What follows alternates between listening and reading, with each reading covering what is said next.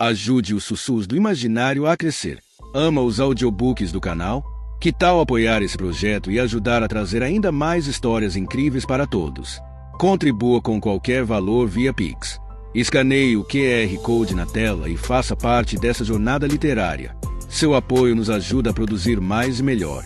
Cada contribuição mantém viva a magia das histórias e fortalece essa comunidade de apaixonados por literatura. Muito obrigado pelo seu apoio. Bem-vindo aos Sussurros do Imaginário.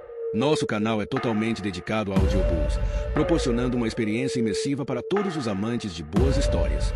Aqui, você pode relaxar e deixar sua imaginação fluir enquanto escuta os melhores títulos literários. Dica especial: para uma experiência ainda mais completa, recomendamos que você acompanhe o audiobook com o livro físico ou o e-book. Dessa forma, você poderá desfrutar tanto da narrativa quanto do texto original, unindo os dois mundos.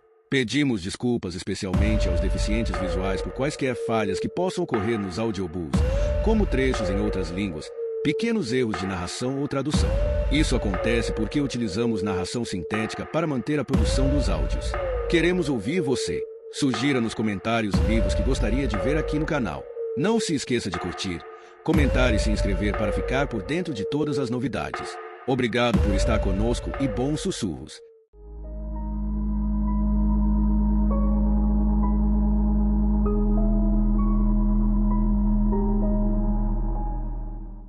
Capítulo 11. Jazz dirigiu pelas ruas familiares de Cambridge, tentando lidar com um sistema de mão única que não conhecia muito bem. Estacionou no espaço reservado para o carro de seus pais e passou pelo edifício Wolfson, uma mistura feia de concreto e vidro dos anos 1970, que servia como alojamento para os alunos do Trinity College.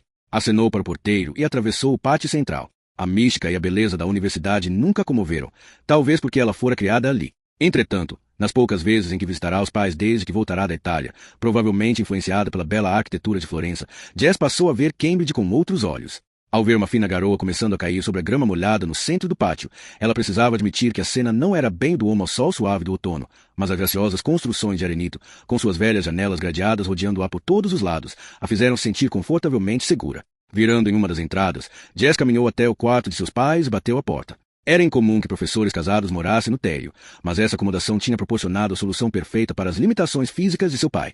A universidade tinha sido muito solidária depois que ele fora baleado, permitindo que seus pais reassumissem seus cargos no Trinity College.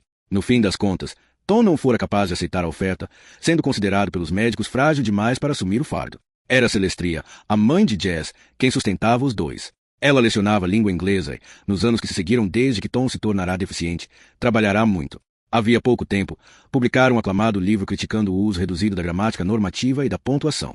A obra se tornará um best-seller inesperado e lhes oferecia uma boa reserva para a aposentadoria. Isso não significava que Tom Hunter ficasse ocioso. Ele substituía o capelão de vez em quando, prestando serviços e dando algumas palestras ocasionais de teologia. Ele também era conhecido pelos alunos do Trinity como um homem confiável, um ouvido sempre pronto quando eles tinham algum problema. A universidade também os ajudara convertendo os quartos para que Tom pudesse ser mais autossuficiente, e ele podia sair do apartamento em sua cadeira de rodas elétricas sem precisar de ajuda. Isso dava a ele e à esposa uma bem-vinda sensação de independência. Eles eram o exemplo perfeito de duas pessoas que se adaptaram às adversidades, se deram a volta por cima. Jazz tinha muito orgulho dos dois. Ela bateu à porta da frente e a abriu. Sou eu, Jazz. Que maravilha! Entre. Ela caminhou pelo hall até a pequena sala de estar, onde o pai estava trabalhando a sua mesa abarrotada de papéis. O rosto de Tom se iluminou quando viu a filha. Ele abriu os braços para recebê-la. Olá, querida. É bom ver você. Ela se afastou e estudou suas feições delicadas. Com apenas 1,67 metros, ele era 10 centímetros mais baixo que sua esposa e sua filha. No entanto, o que Tom não tinha em estatura compensava em personalidade. Como está o coração? Mamãe disse que você fez os exames, batendo como de costume, respondeu Tom. Eu me comporto direitinho, Jazz, e tomo meus remédios todos os dias. Sério, eu me sinto tão bem quanto há 20 anos. Gostaria que todos parassem de se preocupar. Pai, você teve um ataque cardíaco grave no centro cirúrgico. Mas sobrevivi, rebateu ele, piscando para a filha. Já faz 14 anos. Quer uma taça de vinho? Ofereceu Tom, indicando a garrafa na mesinha de centro. Adoraria. Onde está mamãe? Saiu para tomar uns drinks no King's. Deve voltar a qualquer momento. Sirvam para mim também, por favor. Aqui está. Jazz entregou-lhe uma taça e Tom colocou sua cadeira na posição habitual, à esquerda da lareira. Um brinde a você, querida. Parabéns. Obrigada. Parabéns pelo quê? Por tomar uma decisão corajosa e voltar à luta. Não me parabenize ainda. Papai. Não estou totalmente convencida de que fiz a coisa certa. Eu queria pintar. Eu sei. E, sim, você pode muito bem vir a ser o próximo Van Gogh. Talento não lhe falta, mas eu sempre me perguntei se você se adaptaria a esse estilo de vida. Você é muito racional e sociável. Precisa de estímulos constantes e acho difícil imaginá-la sozinha em um sótão, sem dinheiro e morrendo de fome. Está querendo dizer que eu teria cortado minha orelha e a comida em seguida? Disse ela, sorrindo. Você foi criada para ser prática. Tom sorriu, seus olhos brilhando. Pelo menos sua carreira como policial fazia sentido. Não que a arte seja inútil, entenda. Mas, apesar que você sempre disse sobre a inaptidão do sistema de justiça criminal, para cada 4 bandidos que você deixou escapar, conseguiu prender um. Na minha cabeça, isso faz tudo valer a pena. A questão do copo meio vazio ou meio cheio. Exatamente. E, claro, há outro ponto. Pois, mesmo que eu brinque sobre Norton ter uma queda por você, a verdade é que ele acredita em você. Ele tem que acreditar. Ele sabe que você é um ativo que não pode se dar ao luxo de perder. Bem, eu só queria que ele tivesse deixado isso um pouco mais claro na época. Talvez seu período sabático não tenha causado danos a você nem a ele. E lembre-se, é muito mais difícil engolir o orgulho e defender uma opinião controversa do que fugir para salvar as aparências. Agora, que tal um pouco mais de vinho? Só um pouquinho. Papai, você sabe o que os médicos dizem. Ah, mas eu digo que esse vinho tinto é famoso por baixar o colesterol, portanto é medicinal. Relutante, desencheu de novo a taça de Tom. Sabe, querida, sua mãe e eu não tínhamos certeza se você tinha tomado a decisão certa quando decidiu ir para Endon se tornar policial poucos meses antes de obter seu diploma. Sim, pai. Jazz revirou os olhos. Eu me lembro. Achamos que você tinha agido pelas razões erradas. Todos sabemos que foi por causa do que aconteceu com você. Papai, isso faz com que seja certo ou errado? Ambos, respondeu Tom. Você tem a cabeça quente, assim como seu velho pai. Toma decisões no calor do momento, o que me serve muito bem na profissão. Exatamente. Isso me leva ao meu argumento. O bom senhor raramente nos orienta da forma errada. Talvez eu tenha sido baleado para você tomar o caminho certo. Pai, eu preferiria ter tomado o caminho errado e ver você saudável. Mas, sim, admito que os últimos dias foram desafiadores. E é bom estar de volta, especialmente sem ele por perto. Sim, a expressão de Jazz ficou tensa. Tom sabia que não deveria seguir com aquela conversa. Ele mudou de assunto. Então, como está a vida em Saltose? Estou amando. A casinha está ficando do meu jeito bem devagar. No verão, talvez eu até consiga ter um jardim para você e mamãe curtirem quando forem me visitar. Me parece maravilhoso. Eu sinto falta de um jardim, mas não há espaço aqui, é claro. Quando sua mãe se aposentar, quem sabe, podemos nos juntar a você e viver em um bangalô à beira-mar com todos os outros aposentados. Eu começaria a jogar uísque. Sua mãe entraria para o Instituto Feminino e aprenderia a tricotar. Ouviu-se barulho da chave na porta. Aí vem ela. Muitas vezes, entre mães e filhas, há uma semelhança que é perceptível, mas indefinida. No caso de Celestria Hunter e sua filha, ninguém poderia deixar de perceber o parentesco. Jazz herdara a altura da mãe, as feições delicadas e os grossos cabelos castanho-avermelhados. Aos 57 anos, Celestria estava envelhecendo bem. Não parecia ter mudado muito em 15 anos. Mamãe, como você está? Jazz levantou-se e beijou a mãe com ternura. Ela está estressada e cansada de lidar com um velho safado como eu, brincou Tom, enquanto Celestria caminhava em sua direção. Não pergunte a ela se eu tenho me excedido. Meu anjo, nós começaríamos a brigar se eu lhe dissesse. Nós nunca brigamos, querido. Você faz o que quer e eu simplesmente deixo, afirmou Celestria, massageando os ombros de Tom e se abaixando para beijar o topo de sua cabeça. A intimidade fácil e a óbvia adoração mútua sempre comoveram Jazz. A amargura de sua mãe podia ser facilmente perdoada. Sua vida nos últimos anos não tinha sido fácil em termos práticos, financeiros ou emocionais. É isso que eu quero para mim, pensou Jazz. Que o amor seja suficiente. Você olhou a carne, querido? Perguntou Celestria, enquanto pendurava seu casaco. Tudo pronto e esperando por nós, respondeu Tom. Perfeito. Então vamos comer. Esse novo caso em que você está trabalhando, foi um acidente? O que você acha? Celestria e Jazz estavam lavando a louça. Não, agora eu tenho certeza de que não foi. E essa outra morte está relacionada, sem dúvida, embora tenha sido suicídio. O legista me ligou hoje pela manhã. O homem tomou uma caixa inteira de remédios para dormir, ao que tudo indica. Você pode nos dizer quem ele era? Indagou Tom. Ocupado em guardar os pratos limpos em um armário, ele encarou a filha com uma expressão de interesse. Um orientador da escola. Um sujeito velho, de 70 e poucos anos. E, não diga velho, querida. Estou na casa dos 60, então não estou tão longe, e me considero um jovem em plena atividade, naturalmente. Tom sorriu. Mas, por favor, continue. Vou reformular. Ele estava em idade de se aposentar. Acho que a escola o mantinha porque era um mentor maravilhoso para os meninos. Um pouco como você, papai. Mas é difícil encontrar uma conexão entre as mortes de Charlie Cavendish e Hilda Neman. Hilda Neman, o especialista em manuscritos em latim do século XIV? Sim, papai. Por quê? Você o conhece? Bem, conheço fatos sobre ele. Sem dúvida. Ele tinha uma excelente reputação na área em que atuava. Estava em Oxford na mesma época em que eu estudava em Cambridge. Um amigo meu conhecia muito bem. Tenho certeza de que Hilda Neman era famoso por suas festas loucas. Você está falando sério? Nada do que eu descobri até agora combina com um sujeito chegado a festas.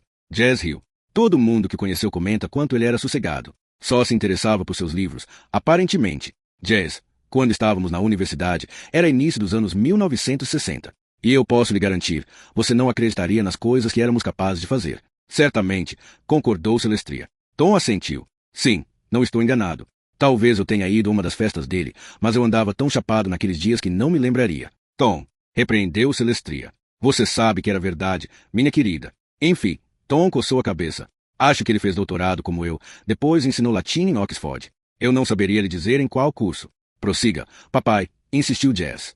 Qualquer coisa que você se lembre pode me ajudar. Bem, se não me falha a memória, pois nós estamos voltando 40 anos no tempo, houve algum tipo de escândalo. Ele deixou Oxford sob suspeita. Não lembro por que exatamente, mas conheço alguém que pode me dizer. Quer que eu descubra para você? Se quero. Sim, por favor, papai. Estou frustrada com o caso de Hilda Neman há 48 horas. Pode ligar para seu amigo o mais rápido possível? Pode deixar, prometeu Tom, com um sorriso. É muito diferente caçar assassinos no interior? Perguntou Celestria. Muito, respondeu Jazz. Sequer havia uma tomada de telefone em nossa sala improvisada, então eu nem tinha como acessar os dados da polícia. Ah, minha querida, Tom fingiu uma expressão horrorizada. E nenhum crime foi resolvido antes da chegada dos computadores, não é mesmo? Não tantos, isso é certo. E não tão depressa, retrucou Jazz. Só estou brincando, disse Tom. Achei que seria mais estimulante para você ter que confiar um pouco mais em seus poderes analíticos, se na sua excelente intuição. Como você sabe, tenho a teoria de que todo assassinato é cometido por um de 4 motivos: amor, dinheiro, vingança ou medo. Os grandes detetives sempre tiveram uma compreensão superior da natureza humana. Assim como você, querida. Não tenha medo de usar seu talento. Já terminou sua palestra, Tom? Celestria piscou para Jazz enquanto colocava uma bandeja de café na mesa. Eu estava sendo paternalista. Peço desculpas. É a velhice, entende? Guardamos tanto conhecimento, mas ninguém quer nos ouvir. Eu sempre disse que o cara lá de cima fez errado. Deveríamos nascer velhos, voltar para ele como bebês indefesos e inocentes. Tom bocejou. Hora do seu cochilo. Celestria aproximou-se do encosto da cadeira de rodas de Tom. Está vendo? Como um bebê. Tom piscou. Posso tomar café primeiro? Não. Você sabe que o médico diz que cafeína faz mal para você. Sim, senhora governanta. Até mais tarde, querida. Despediu-se Tom, dando um ligeiro aceno para a filha enquanto Celestria o empurrava para o quarto. Jess serviu café para a mãe e para si mesma e sentou-se com a xícara na mão, olhando para a lareira. Celestria voltou e se juntou a ela. Jess notou que ela estava claramente cansada. As duas ficaram em silêncio por alguns minutos, tomando café e apreciando a companhia uma da outra. Como ele está? Perguntou Jess em voz baixa. Celestria suspirou. Rebelde como sempre. Tivemos um dia difícil na quinta-feira. Ele teve um forte ataque de angina enquanto eu estava fora. O bobo não fez a coisa sensata, que era chamar o médico. Esperou que eu voltasse para casa e o encontrasse pálido, obviamente, cheio de dor. Eles o levaram para o hospital durante a noite. Saiu na manhã seguinte, reclamando que as enfermeiras eram muito feias. Celestria se permitiu um pequeno sorriso. Mãe, por que você não me avisou? Porque você estava começando a trabalhar no caso. Tão logo me convenci de que ele não estava em perigo. Não havia nada que você pudesse fazer. Ah, mamãe, essa situação é tão difícil para você. Eu não me importo nem um pouco de cuidar dele. Você sabe disso. Tenho medo de voltar para casa uma noite e encontrá-lo. Celestria não conseguiu terminar a frase. Eu acho que ele deveria ter alguém aqui durante o dia, só que não posso largar meu trabalho. Se eu fizesse isso, ficaríamos sem um teto no mesmo instante. Talvez seja hora de pensar naquele bangalô na costa que papai sugeriu. Você tem o dinheiro do seu livro guardado? Sim, tenho. Celestria tomou um gole do café. E com certeza um dia é isso que faremos. Eu preciso trabalhar aqui por mais 3 anos para ter direito à minha aposentadoria integral. Como você sabe, a pensão que seu pai recebe da igreja é uma ninharia. Além disso, Celestria suspirou. Este lugar é o que mantém vivo. Sem mencionar a mim. Eu amo meu trabalho. Isso me estimula e me mantém sã. Acho que nós dois enlouqueceríamos aposentados em um bangalô. Sim, provavelmente. Mas, mamãe, você parece exausta. Trabalhar e cuidar do papai é demais para você. É melhor convencê-lo de que precisa de alguém para ajudar você. Ameaçá-lo com o bangalô da aposentadoria deve funcionar, disse Jess, com um sorriso. De qualquer forma, chega de falar sobre mim. Você está com uma cara boa, Jess. Voltar ao trabalho obviamente lhe fez bem. Acho que fez. Jess assentiu e olhou para o relógio. Eu tenho que ir. Vou encontrar aquele cara que papai arrumou para mim. Jonathan, ele é um amor, de verdade. Você vai gostar dele. Ultimamente eu ando fugindo dos homens em geral, comentou Jess, fazendo uma careta. Jasmine, Celestria tomou as mãos da filha. Não se torne uma mulher amarga. Eu sei que você foi magoada, mas existem bons rapazes por aí. De verdade, querida. Foi tudo que Jazz conseguiu responder. Você ainda é jovem, jovem o suficiente para recomeçar. Construir uma família se quiser. Você não vai desistir dos homens para sempre, vai? Vou tentar não fazer isso, prometo. Eu sei que você está desesperada para ser avó, comentou Jazz. Ela abraçou a mãe, que revirou os olhos. Dificilmente, ainda mais com aquele bebezão que está dormindo no outro quarto. Estou pensando em você. Jazz assentiu. De qualquer forma, mamãe, vou passar aqui no caminho de volta para me despedir de vocês.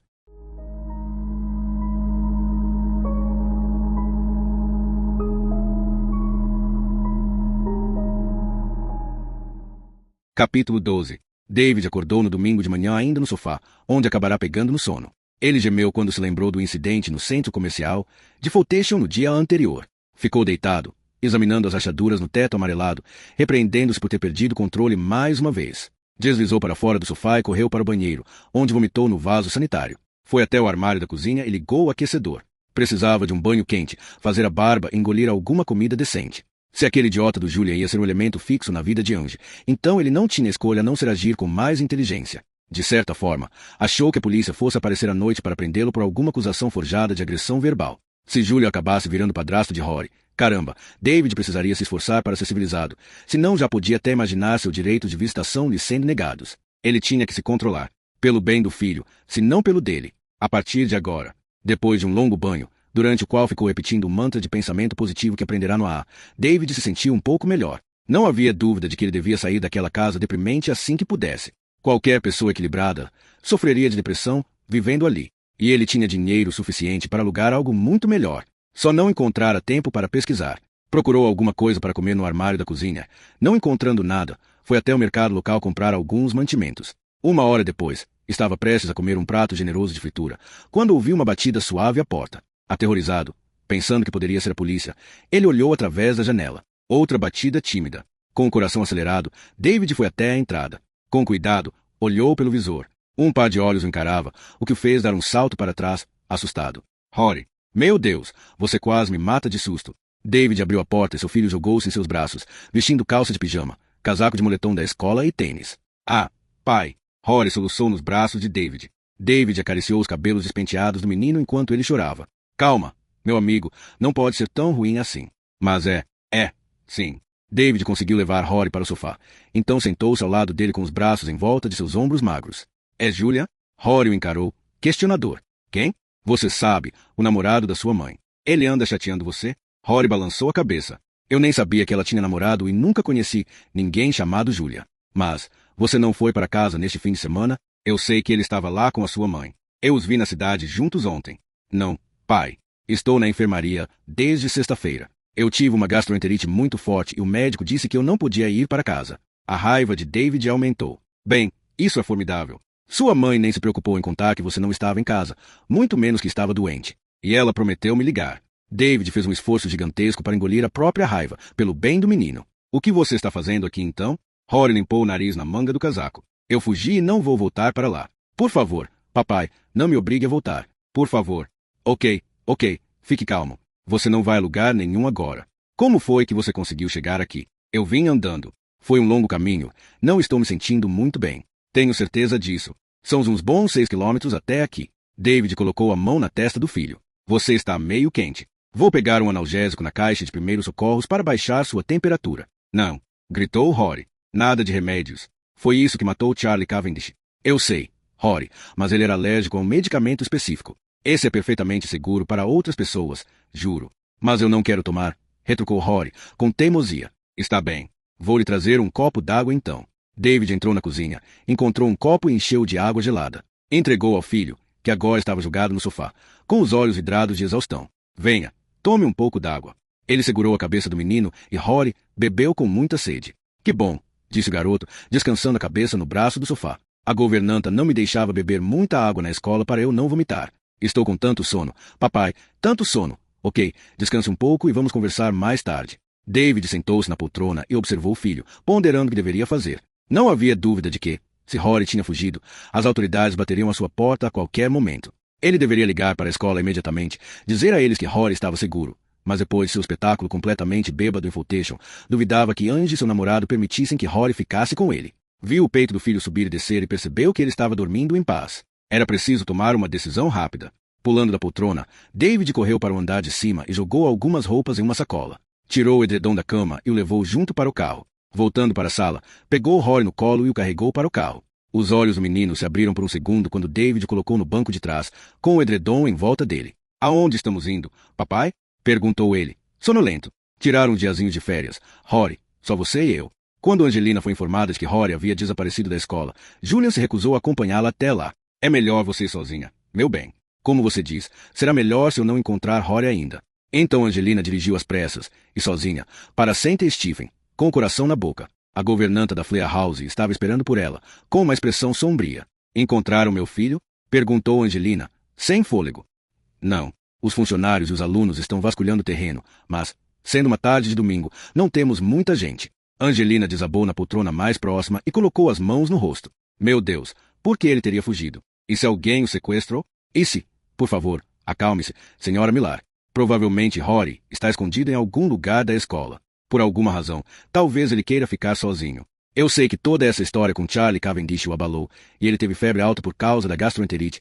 Provavelmente ficou um pouco atordoado. A senhora já entrou em contato com o pai dele? Eu tentei, mas ele não está atendendo ao celular e não tem telefone fixo em casa. Bem, continue tentando. A senhora deve lembrar que o Sr. Millar estava ansioso para ver o menino recentemente. Ele andou falando comigo nesses últimos dias. Não, não pode ser isso. Angelina balançou a cabeça. David nem sabia que Rory estava na enfermaria. Ele pensou que o menino estava em casa comigo. A governanta encarou. Então não tem o hábito de avisar ao seu ex-marido quando o filho está doente? Ele não estava morrendo, não é? Pelo menos foi o que a senhora me contou, rebateu Angelina, sentindo-se culpada. Além disso, em vez de me criticar, gostaria que me explicasse a perda de uma criança sob seus cuidados. Eu sou a governanta da Flea House, não da enfermaria. Senhora Millar, a governanta de lá virá aqui para vê-la em alguns minutos. Ela me disse que passou para ver Rory pouco antes das 10 da manhã, e ele estava dormindo. Ela o deixou e foi ao escritório preencher alguns papéis. 20 minutos depois, quando voltou, ele não estava mais lá. Mas onde? Como? A senhora deve saber de alguma coisa. Lembre-se, aqui não é uma prisão. Teria sido apenas uma questão de descer 2 lances de escada e sair pela porta da frente para Rory ganhar sua liberdade. A menos que alguém o tenha levado. Bem, agora que já sabemos que não foi seu ex-marido, eu duvido muito disso. Ouvi dizer que estão fazendo uma investigação policial sobre a morte de uma criança do alojamento de Rory. E se houver um maluco andando por aí? E se ele estiver com meu filho? Meu Deus! Onde ele está? Angelina caiu em prantos. Calma, calma. Senhora Millar, vamos tentar manter a calma, disse a governanta, dando-lhe um tapinha no ombro. Vamos ao escritório do Sr. Frederic para uma xícara de chá. Já entrei em contato com o diretor, e ele está vindo aqui para vê-la. Por favor, tente não se preocupar. Tenho certeza de que Rory está bem. 2 horas depois, apesar da extensa busca, não havia sinal de Rory. Angelina estava desvairada. Robert Jones sugeriu que ela esperasse no escritório de Frederic ou que fosse para casa até que houvesse notícias, mas ela insistiu em se juntar à busca. Robert Jones estava na entrada da Flea House junto com a governanta e viu Angelina correr pelo gramado até a capela, gritando o nome de Rory. A mulher está histérica. Há alguém que possamos chamar para ficar com ela? Ela tentou contatar o ex-marido e acredito que o namorado dela, o Sr. Forbes, mas nenhum dos dois atendeu. Falou a governanta. Robert suspirou. Eu falei para ela que temos policiais no local ajudando na busca. Ele se virou e olhou para a governanta. Você não acha que alguma coisa aconteceu com ele? Acha? A mulher o encarou. Ele não estava muito feliz aqui, não é? Eu não ficaria surpresa se ele tivesse fugido. Pobre criança. Após um tempo em silêncio, o diretor perguntou. Havia algum problema com Rory? Os olhos da governanta brilharam de raiva. Acho que o senhor sabe que havia. Diretor, é melhor eu voltar para os outros garotos. O senhor Frederic interrompeu sua saída com os meninos. Se está voltando no micro-ônibus. Vou pedir que um dos oficiais leve a senhora Millar para casa e fique com ela até que haja notícias. Vou buscá-la na capela e acompanhá-la até o senhor fazer isso. Robert Jones mal levantou os olhos enquanto a governanta atravessava o gramado. A escola, assim como sua vida, parecia estar lentamente se desintegrando. Angelina sentou-se no banco do carona de seu carro e ficou olhando silenciosamente pela janela enquanto o policial dirigia até sua casa. Apesar do torpor, ela conseguiu indicar onde virar. Em seguida, saiu completamente exausta do veículo. Gostaria que eu entrasse também, senhora Millar? Não, meu companheiro está lá dentro. Vou ficar bem, mas obrigada de qualquer maneira. Entraremos em contato assim que houver alguma notícia. Tente não se preocupar. Angelina não respondeu. Foi até a porta, que se abriu antes de ela tocar na maçaneta. Julian a aguardava. Alguma notícia do Rory? Cansada, Angelina balançou a cabeça, lutando contra as lágrimas. Tentei ligar para você ir até a escola me ajudar a procurá-lo. Eu estava ocupado. Desculpe. Ela se voltou para ele. O que diabos você quer dizer com estava ocupado? Meu filho desapareceu. Ele pode ter morrido e você me diz que estava ocupado. Meu Deus. Angelina, eu... Ela passou por ele e foi em direção às escadas. Me deixe em paz, Julia. David chegou no início da noite, cansado, mas triunfante, a pousar às margens do lago Windermere. Ele havia ligado para a proprietária a caminho de Lake District usando um telefone público, para caso a polícia já estivesse atrás deles pudesse identificar os números discados em seu celular. Perguntou se ele e o filho poderiam adiantar sua reserva para aquela mesma tarde. Enquanto ele e Rory levavam suas malas para o quarto, David ficou satisfeito quando a senhora Birtwistle, a proprietária, comentou que eles eram os únicos hóspedes. Bem, o que você acha dessa vista, amigão? David colocou as mãos nos ombros de Rory e o guiou em direção à janela. Estava escuro e tudo que podiam ver eram as luzes dos barcos balançando na água a algumas centenas de metros. Amanhã, se você estiver se sentindo melhor, vou levá-lo para escalar os Café Pike. David virou o filho para encará-lo e o abraçou, acariciando seus cabelos louros emaranhados. Rory olhou para ele, os enormes olhos azuis em um rosto pálido. Ele sorriu tristemente. Sim, papai, me leve ao topo do mundo e nunca me deixe descer. Mais tarde, eles jantaram uma refeição generosa de bife e torta de rim no restaurante deserto da pousada. David ficou feliz ao ver Rory raspar o prato. A cor estava voltando ao seu rosto e ele parecia melhor. A senhora Birtwistle ofereceu vinho a David, que conseguiu recusá-lo. Foi ele quem falou mais, contando a Rory sobre as vezes em que seu próprio pai o levará ali e como eles escalaram a montanha mais alta da Inglaterra. Depois do jantar, eles subiram as escadas estreitas para o quarto. David cobriu Rory, instalado em uma das camas de solteiro. Boa noite, amigão, disse, beijando o menino e lhe dando um abraço. Rory se agarrou a ele. Não me deixe sozinho. Está bem, papai? É claro que não. Eu também vou me deitar. Vamos precisar de toda a energia possível se quisermos escalar o Pike amanhã. Rory estendeu a mão e agarrou a do pai. Estou feliz por estar aqui, pai. É como uma aventura, não é? Sim, só você e eu. Eu te amo, pai. Eu também te amo, amigão. David sentou-se na desconfortável poltrona de espaldar alto e ficou observando Rory pegar no sono. Lágrimas incontroláveis começaram a rolar pelo seu rosto enquanto o amor apertava seu coração como uma luva de ferro. David sabia que Angie já estaria histérica. E, por mais que quisesse passar um tempo sozinho com o filho, precisava avisar a ela que Rory estava em segurança. Tirou o celular do bolso e começou a digitar uma mensagem de texto para a ex-mulher. Angelina soltou um soluço sufocado de alívio e voou para o escritório de Julia. Ele está bem. Rory está bem. Gritou. Julian tirou os olhos da tela do computador e deu um sorriso rígido. Que ótima notícia, querida. Ele estava escondido em algum arbusto no terreno da escola. Não, ele está com o pai. Aparentemente, Rory apareceu na casa de David de manhã. David disse que ele está bem e que só quer passar um tempo sozinho com o filho. Entendi. Então, eles estão naquela casa horrorosa? Não, David o levou para outro lugar por alguns dias. Angelina apoiou-se na porta. Ai, meu Deus, eu não posso nem dizer o que estava passando pela minha cabeça até David me mandar essa mensagem. Vou ligar para a escola. Bem, Julian cruzou os braços e olhou para ela. Eu posso lhe dizer o que está passando pela minha. Ontem, seu ex-marido bêbado e instável tentou me agredir no meio da rua. Ele ameaçou me matar. Ora, pelo amor de Deus, Julian, ele não teve a intenção. Quem sabe se ele teve ou não. E esse é o ponto. Eu entendo seu alívio. Mas, pense bem, Angelina, você acha que David, em seu estado de espírito atual, é a pessoa certa para cuidar de Rory? Ela olhou para Julian de forma questionadora. David pode ser alcoólico, mas nunca machucaria a Rory. Ele adora o filho. Tudo bem. Talvez ele não o machuque, mas posso citar alguns cenários desagradáveis que você deve considerar. Em primeiro lugar, David pode acabar dirigindo bêbado. Em segundo lugar, ele pode já ter fugido com Rory para o exterior. Em terceiro lugar, você sabe quando David vai entregar Rory de volta, se é que vai? Angelina massageou as têmporas, balançou a cabeça. Pare com isso, Julian. Por favor. Não aguento mais. Realmente não aguento. Preciso acreditar que Rory está seguro com o pai, de verdade. Julian levantou-se e andou até ela. Abriu os braços e puxou-a para perto. Ok, tudo bem. Me desculpe, querida. É claro que não quero aborrecê-la. É só meu lado advogado me fazendo imaginar o pior cenário. Já vi muitas crianças sequestradas por pais desesperados. Essa situação com Rory me soa muito familiar. Bem, eu vou mandar uma mensagem para David e pedir para ele me dizer exatamente onde estão e quando vão voltar para casa. Tenho certeza de que ele vai voltar. E se ele não voltar, ele vai voltar. Ok, mas se David não responder até amanhã de manhã informando exatamente onde está, você não terá opção a não ser chamar a polícia. Agora, vá telefonar para a escola e avise que você teve notícias de David. Estarei com você em um segundo. Estou terminando uma coisa aqui. Ele lhe deu um tapinha no traseiro e a guiou para fora do escritório. Em seguida, voltou para o computador e continuou escrevendo um e-mail. Com a habitual compostura abalada, ele percebeu que as palmas de suas mãos transpiravam enquanto pressionava a tecla enviar. Suspirando fortemente, ele desligou o computador. Esperava receber uma resposta até o dia seguinte. O garoto que se virasse sozinho. Julian Forbes tinha seus próprios problemas para resolver.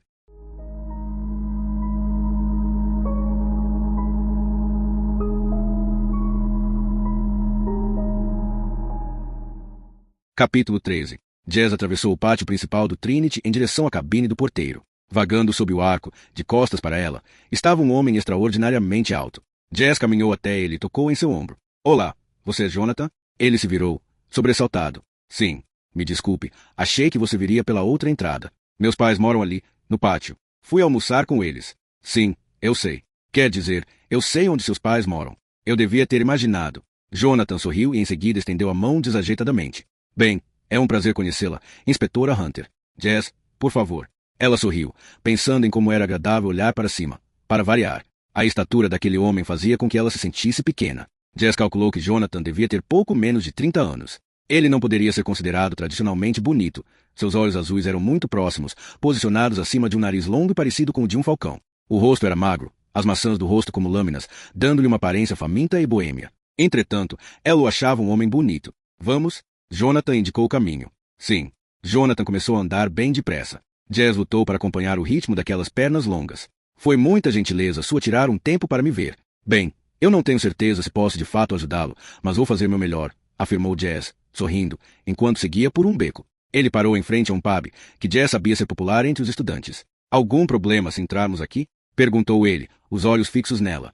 Nenhum. Ela o seguiu. O bar estava vazio, e Jazz acomodou uma mesa no canto, enquanto Jonathan foi até o balcão pedir as bebidas. Vinho branco para você, mas não sei se o daqui é bom. Jonathan colocou uma taça sobre a mesa e sentou-se em frente a ela, aninhando uma cerveja em suas mãos enormes. Saúde, brindou, batendo sua bebida na dela. Saúde. Jazz sorriu e tomou um gole. O vinho mais parecia vinagre. Então, me diga o que você quer saber. Certo. Jonathan tirou um pequeno gravador e um caderno de um dos bolsos de seu casaco. Você vai gravar isso? Sim, se não se importar. Eu posso apenas fazer anotações, se preferir. Depende do que você vai me perguntar. Nada particularmente ultrajante. Minha tese é sobre o estado do sistema de justiça criminal no novo milênio. Eu já preparei as perguntas. Eu estou me sentindo como um dos suspeitos que levo para interrogar. Jazz indicou o gravador. Vá em frente, então. Quero ver como a pessoa se sente do outro lado. Ok. Jonathan ligou o gravador. Você agora deve me alertar sobre o que vou dizer e perguntar se eu quero solicitar a presença de um advogado. Brincou ela. Acho que deveria. Ele assentiu. Certo. A primeira pergunta que eu quero fazer é: em sua posição na linha de frente da apreensão de criminosos, você está satisfeita com o atual sistema de justiça criminal? Jazz mordeu o lábio. Meu pai lhe contou que esse é meu assunto predileto? Não. Mas deve ser a maldição da vida de um policial passar meses em uma investigação, prender o suposto criminoso para, em seguida, vê-lo sair inocentado do julgamento com base em algum tecnicismo. Houve uma pausa antes de Jazz responder. Jonathan, há duas maneiras de fazer isso. Se você for divulgar meu nome em sua tese, então vou responder de acordo com o que meus superiores esperariam de mim. Se não for divulgar e nós desligarmos esse gravador, eu posso lhe dar uma visão geral muito mais sincera. Agora, qual você prefere? Jonathan se inclinou sobre a mesa e desligou o gravador. Ele sorriu. Ok, vamos lá. Jazz começou, cautelosamente no início, a explicar onde ela achava que os problemas estavam. Para sua surpresa, ele demonstrou conhecimento e defendeu o sistema. O grande problema, no entanto, não é a corrupção, embora eu aceite que você diz sobre o abuso de poder e a ambição pessoal, mas, pelo que eu consegui extrair de outras pessoas que entrevistei, alguns escapam da rede por causa do excesso de burocracia, de advogados ineptos para a acusação. Digo, você já viu o novo documento informativo que o governo acabou de emitir, sugerindo que a Procuradoria-Geral diminua os honorários dos promotores? Então, é claro que os melhores advogados vão querer jogar para a defesa e a falibilidade humana. Há outro problema. O sistema está entupido de recursos, acrescentou Jazz. Mesmo quando você condena o suspeito, nunca sabe quando algum advogado espertinho vai aparecer com uma evidência forjada, às vezes material, mas, em geral, psicológica. A escola do não é minha culpa se eu sou um assassino. Minha mãe não me amamentou quando eu era bebê. Você quer dizer? Perguntou Jonathan, fazendo uma careta. Exatamente. Desculpe. Posso parecer dura, mas a vida é difícil para todo mundo. Ninguém tem a infância ou a adolescência perfeitas. Todos temos motivos para matar alguém a sangue frio. Graças a Deus a maioria de nós não faz isso. Mas aqueles que o fazem têm que assumir a responsabilidade por seus atos, quaisquer que sejam as circunstâncias. Eles têm que ser punidos pelo que fizeram. Concordo. Entendo que você tem uma experiência pessoal, Jazz, disse Jonathan calmamente. Eu sei o que aconteceu com seu pai. Jazz detestava falar sobre isso. O assunto ainda evocava lembranças intensas do evento. Sim. Ele era um bom homem, um vigário, tentando ajudar uma comunidade desfavorecida. O que ele conseguiu com todo esse esforço? Uma bala nas costas. O atirador pegou 2 anos, saiu após 6 meses de pena, com base na redução da imputabilidade, e voltou para o crime 3 semanas depois. Eu sinto muito. Não sei o que dizer. Jonathan suspirou. Você se importa que eu pergunte o que ele estava fazendo em Hackney naquele dia? Ele não lecionava teologia aqui? Eu fui criada em Cambridge até os 12 anos. Foi quando papai anunciou para a esposa e a filha que estava farto de ensinar teologia para um monte de estudantes de classe média. Ele queria sair e praticar o que pregava. Então, foi ordenado e nos mudamos para Hackney. Sair da minha aconchegante escola aqui em Cambridge para outra no leste de Londres foi um choque cultural. Por outro lado, me fez mais forte. Aposto que sim. Meu Deus, eu não gostaria de estar na sua pele. Foi difícil, mas eu admirava muito meu pai pelo que ele estava fazendo. E aprendi todos os tipos de truques ao longo do caminho, coisas que desde então me mantiveram firme em minha carreira. Por exemplo... Bem, que isso fique realmente só entre nós. Jess sorriu com ironia. Eu posso conseguir qualquer coisa que você queira dando um simples telefonema, anfetaminas, tranquilizantes, benzodiazepina, haxixe, cocaína, heroína. Quando vamos lá buscar? Muito engraçado. Estou brincando. Eu não curto essas coisas, nunca gostei. Você não revelaria que curte a uma investigadora, não é? Contra-atacou Jess. Não, mas acredito em dizer a verdade. E felizmente eu consegui me manter longe de tudo isso. É sério, reiterou ele. Pois eu, não. Pelo menos por algum tempo. Experimentei de tudo. Era algo obrigatório em meu ambiente educacional. Como tomar leite de manhã. Um rito de passagem? Sim. Algo do tipo. Garota branca de classe média. Jess suspirou. Eu queria ser aceita. E estar do outro lado me deu uma perspectiva mais ampla. Eu entendo que esses jovens têm que enfrentar apenas para crescer relativamente ilesos. Então, o que aconteceu com seu pai? Como sempre, ele se envolveu demais emocionalmente. Com sua congregação, que cresceu de alguns poucos velhinhos para 300 pessoas enquanto ele estava lá. Meu pai é uma figura muito carismática. E uma mulher em particular, cujo filho estava morrendo de leucemia, foi até papai para pedir apoio espiritual. Passou muito tempo em nossa casa. O pai dela, que era um conhecido traficante de drogas, não gostou. Chegou um dia em nossa casa e atirou nele a queima-roupa, dentro da nossa cozinha. Que horror! Murmurou Jonathan. Ele teve sorte de sobreviver, acrescentou Jess. Sofreu um ataque cardíaco no meio da cirurgia. Ainda está muito frágil e piora a cada dia. Mas é um patrimônio de Cambridge. Ele é reconhecido na universidade por sua sabedoria, sua bondade e suas piadas sujas. Jonathan sorriu, com os olhos cintilando. Ele é um homem muito especial, murmurou Jess. E eu amo demais, com todos os seus defeitos. Tentar espalhar a bondade não é um defeito, Jess. Não, eu sei disso. Mas viver com um santo pode ser difícil. Minha mãe, especialmente, passou por poucas e boas com ele. Posso imaginar. E você também, Jess, disse ele suavemente, os olhos azuis fixos nos dela. De qualquer forma, chega disso. Ela corou. Mais alguma coisa que você queira saber? Eu preciso ir embora. As palavras soaram mais bruscas do que ela pretendia, pois Jess estava se sentindo desconfortável. Não, eu acho que não. Por enquanto, pelo menos. Preciso ir para casa e digitar minhas anotações. Se eu precisar de outro encontro, você concordaria? Estou muito ocupada no momento, respondeu ela, se levantando. Jonathan fez o mesmo. Com um caso? Sim. Interessante? Sim. Ela andou em direção à porta. Até logo, Jonathan. Espero ter sido útil. Ela estendeu a mão para ele, que a ignorou. Você estacionou o carro no Trinity? Sim. Vou caminhar com você. A casa onde estou fica nessa direção. Os dois saíram do bar. Jess caminhava em silêncio, inquieta, imaginando como ele tinha conseguido fazê-la revelar muito mais do que pretendia. Chegaram de novo à guarita do porteiro. Jonathan virou-se para ela. Obrigado pela atenção, Jess. Estou muito grato. Ele a fitou por um segundo com aqueles olhos azuis, depois se inclinou e a beijou no rosto. Então, até logo. Até logo. Jess afastou-se dele rapidamente, em direção à segurança da casa dos pais. Não teve nem tempo para refletir, pois foi recebida na porta por Celestria. Ainda bem que você chegou, Jess. Seu pai se recusou a ir para a cama até você voltar. Ele falou com um dos antigos colegas sobre Hilda Nema. Entre, Jess, minha querida.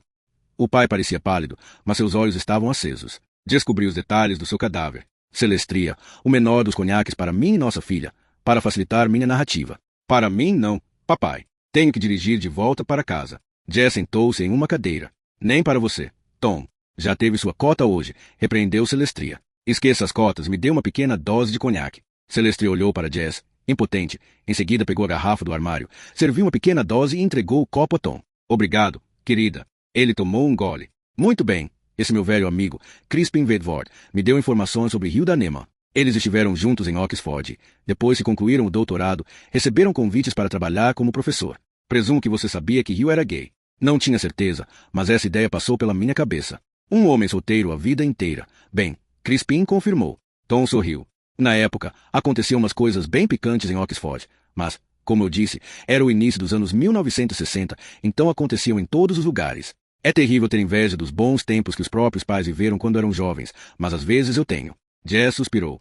Enfim, continue, papai. Bem, parece que Hilda Neman fez o impensável e se apaixonou por um de seus alunos. Um rapaz, é claro. Tolamente, ele não escondeu o fato bem o suficiente de seus superiores. Acabaram descobrindo, e ele foi demitido de imediato. Entendo. Sabe quem era o aluno? Tom ergueu as mãos. Eu vou chegar lá em um minuto. Hill então foi para o exterior e Crispin perdeu contato com ele por um ano ou mais. De repente, ele ficou sabendo que Hill estava trabalhando na St. Stephen como professor de latim. Fico surpresa por terem aceitado, considerando que ele foi demitido de Oxford por um relacionamento com um estudante. O motivo da demissão pode muito bem não ter sido revelado. As coisas eram assim naquela época. Talvez tivessem obrigado Hill a se manter em silêncio, em troca, nada mais seria dito. Levantar os antecedentes e pedir referências não era obrigatório como é agora. De qualquer forma, ele apareceu na St. Stephen. Então, esse jovem por quem Hill se apaixonou. Quem era ele? Indagou Jess. É uma história bastante interessante. O aluno em questão era um tal de Corin Connaught. Ele era famoso pelo vício em bebida e drogas, mas, segundo Crispin, era um jovem carismático, bonito e aristocrático. Deixava um rastro de corações masculinos e femininos partidos por onde passava. Ele era bissexual? Sim. Mas, espere, antes que eu perca o fio da meada, Hilda Neman apaixonou-se por ele. Pelo que Crispin contou, Corin também gostava muito de Hill e eles formaram um casal por algum tempo, até Hill ser convidado a se retirar. Estou surpresa que isso tenha sido um escândalo. Como você mesmo disse, valia tudo nos anos 1960. Mais ou menos. Qualquer relação entre funcionários e aluno é proibida até hoje. Algumas coisas nunca mudam, e essa é uma delas. E Corin vinha de uma importante família católica. O pai dele, Ralph, que era Lord Connaught, morreu enquanto o filho estava na farra em Oxford. Aparentemente, Corin ficou sabendo que seu pai estava à beira da morte durante um fim de semana depravado e nem se preocupou em ir para casa despedir-se do homem. E tenho certeza de que eles deviam saber da notória relação do filho com Hilda Neman. Posteriormente, mesmo Corin sendo primogênito e herdeiro da propriedade Connaught e do título, seu pai o deserdou e deixou tudo para o segundo filho, um tal de Edward Connaught. História dramática. Jess suspirou. Sim, e, como todos os dramas, tem um fim comovente. Tudo indica que Corin retornou à casa de Oxford, tendo sido enviado para lá algumas semanas depois da morte do pai. Seu irmão mais novo, Edward, concedeu-lhe uma casa menor, dentro da propriedade. Ele passou os 5 anos seguintes bebendo e se drogando. Morreu aos 26 anos. Coitado. Onde fica essa propriedade? Na verdade, fica perto de você, em algum lugar em Norfolk. Sério? Sim. Tom tinha uma expressão de satisfação. Então, tudo isso ajuda bastante, papai. Fantástico. Agora eu tenho um rumo. Isso talvez também explique por que Hilda Neman apareceu de repente na St. Stephen. Se o amor de sua vida estava vivendo em Norfolk, ele poderia tê-lo seguido. Muito possivelmente. De qualquer forma, espero que essas informações tenham lhe dado algo com que trabalhar. Deram, sim. E, por favor, agradeça ao seu amigo Crispin pela colaboração. Muito obrigada, papai. Jess levantou. É melhor eu ir andando. Tchau, mamãe. Tchau, minha querida. Celestria a beijou. Vá nos mantendo informados. Pode deixar. Quando chegou ao carro, Jess abriu o porta-malas e pegou sua pasta. Tirou o porta-documentos contendo a foto que tinha encontrado ao lado da cama de Hilda Neman no apartamento, em Londres. Olhou para a fotografia, analisando o rosto angelicalmente bonito e os cabelos longos e louros. Virou-a e leu a anotação mais uma vez. E percebeu que o rosto não era, como ela tinha pensado inicialmente, feminino. Era masculino.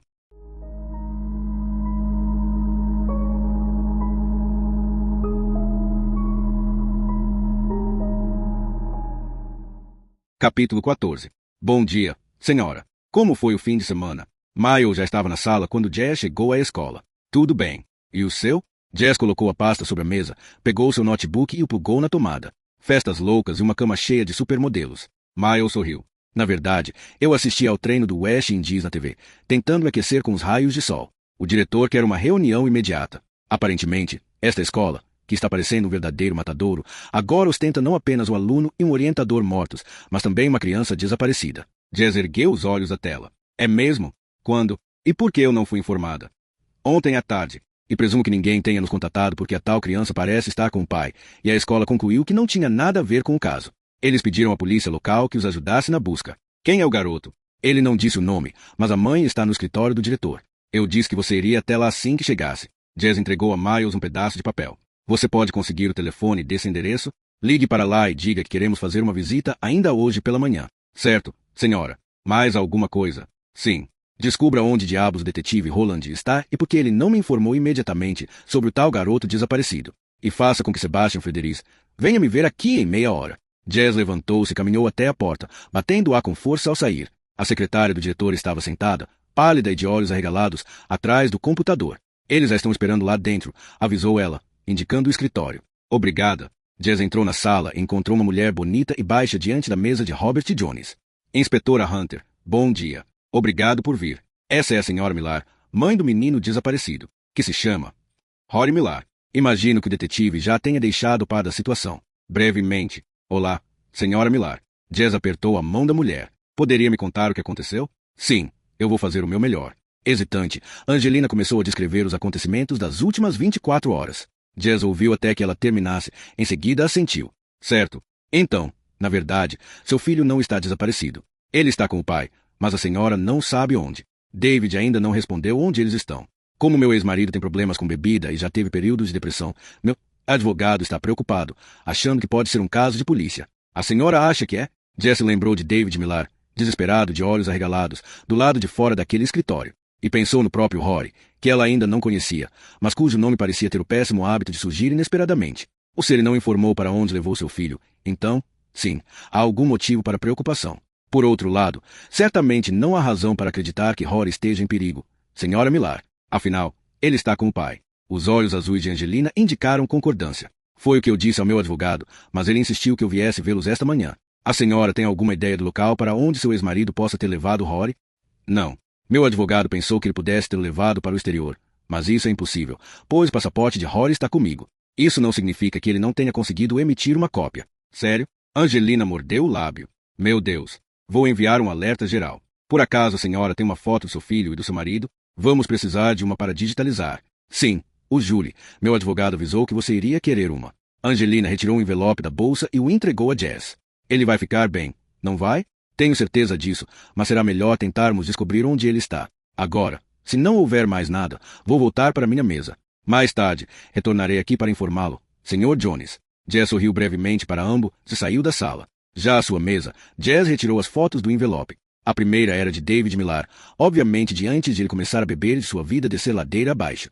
Ela deixou de lado e olhou para a fotografia de Rory Millar. Então perdeu o fôlego. Santo Deus! Sussurrou e, em seguida, procurou em sua pasta o porta-documentos de plástico contendo a foto do jovem que ela agora sabia ser Corin Connaught. Colocou a foto de Rory ao lado e chamou Miles para dar uma olhada. Então? Perguntou, enquanto ele estudava as duas fotografias. Uau! Eles devem ser parentes, não? Sugeriu Miles. Esse é Corin Connaught, o falecido amante de Hilda Neyman, e esse é Rory Millar, o garoto desaparecido. Espere, você está dizendo que Corin é homem, e não mulher? Exatamente. Meu querido e velho pai investigou e me corrigiu. Eles são parecidos, não são? Idênticos, concordou Miles. Você sabe se eles são parentes? Não, ainda não. A mãe de Rory acabou de me entregar essa foto. Pode muito bem ser coincidência. Muitas vezes as fotos podem ser enganosas. Mas eu gostaria de encontrar Rory bem depressa.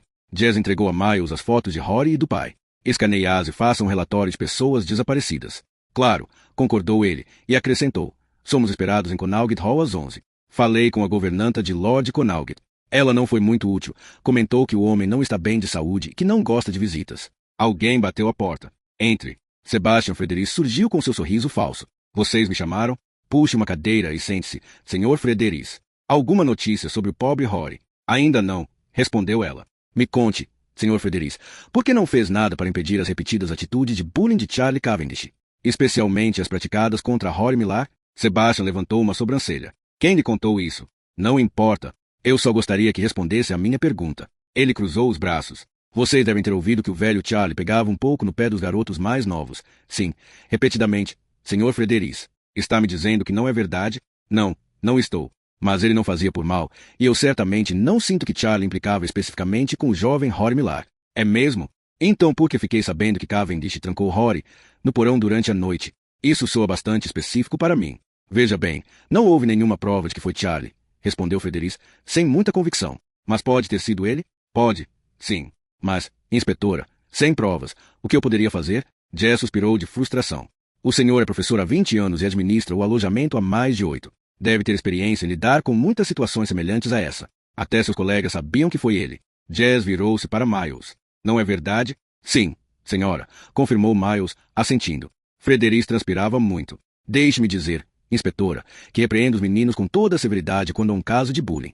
Mas é o mesmo problema todas as vezes. A vítima fica tão aterrorizada com as repercussões que não admite quem fez a brincadeira de mau gosto. Então Rory Millar não lhe contou que foi Charlie Cavendish quem o trancou no porão? E como ele poderia saber? Estava do outro lado da porta. Entretanto, percebi que o jovem Rory estava apavorado. Fui eu que o encontrei. Achei que tinha mais a ver com a história que corria no alojamento sobre o fantasma de um garoto que supostamente morreu lá.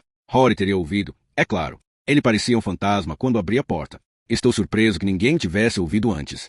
Ele devia estar gritando a plenos pulmões. Pobre garoto, acrescentou Miles. Os meninos dormem no segundo e no terceiro andares, e como sabem, eu fico na ala lateral do alojamento. O fato é que não ouvimos. O senhor disse que ele estava muito nervoso quando saiu? Entrou em contato com os pais dele? Obviamente. Aquilo foi a gota d'água. Rory vinha se isolando havia um tempo e estava se tornando cada vez mais retraído. Eu diria que, em grande parte, esse comportamento se devia ao trauma do divórcio dos pais. Mas, quando isso aconteceu, eu senti que tinha que falar com eles. Em vez de preocupar a senhora Millar, a mãe, que é superprotetora e um pouco neurótica no que diz respeito ao filho, decidi ligar para o senhor Millar. Falei com ele sobre Rory na semana passada. Dadas as circunstâncias, parece que a senhora Millar tem todo o direito de ser neurótica sobre o bem-estar de seu filho. Jess cerrou os dentes com irritação. Então, David Millar atendeu? Tivemos uma conversa rápida ao telefone. Não fui tão detalhista no relato, pois não adiantava deixar todos em estado de alerta. Sugere ao Sr. Millar que tivesse uma conversa com o filho para ver se conseguia fazê-lo revelar o que estava sentindo. Posteriormente, pedi a Rory que ligasse para o pai. E ele ligou? Lembro que vi Rory no telefone público do alojamento. Era quinta-feira, sim, um dia antes de Cavendish ser encontrado morto. Mas o senhor não sabe se era David Millar do outro lado da linha. Frederic deu de ombros. Não sei, mas o negócio era que, na verdade, ele coçou a cabeça. Sim, Sr. Frederic?